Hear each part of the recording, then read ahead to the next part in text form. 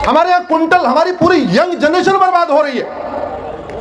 लाखों माँ बाप नशेड़ी बच्चों से परेशान, लाखों बहन बेटियां नशेड़ी पतियों से परेशान, लाखों बच्चे नशेड़ी बाप से परेशान।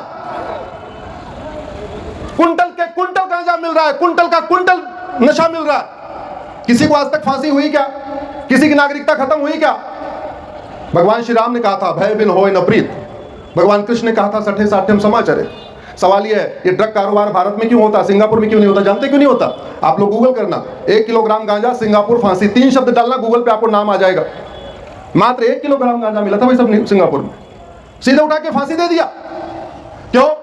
क्योंकि वहां पे मानव का मानवाधिकार होता है, दानव का दानवाधिकार, दानव का मानवाधिकार नहीं होता। हमारे देश में मानव का मानवाधिकार की चिंता नहीं है, दानव के मानवाधिकार की चिंता है। यह दिक्कत आ रही है।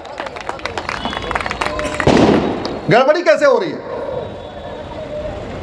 न गुरुकुल में पढ़ा, न मदरसे में पढ़ा, लेकिन कह रहे हैं गुरुकुल मदरसा एक समान है। न वेद पुराण पढ़ा, न बाइबल कुरान का पढ़ा, कह रहे हैं वेद पुराण बाइबल कुरान एक समान है।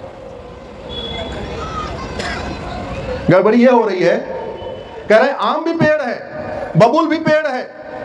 आर्टिकल 14 कहता है equality before law, equal protection of law. जितना खाद पानी आम को दो, उतना ही खाद पानी बबूल को दो। नतीजा क्या होगा? आम फल देगा और बबूल के कांटे और बड़े हो जाएंगे। और बाद में, ये तो नेचर का नियम है, आम और बबूल कभी एक साथ सर्वाइव ही नहीं करते।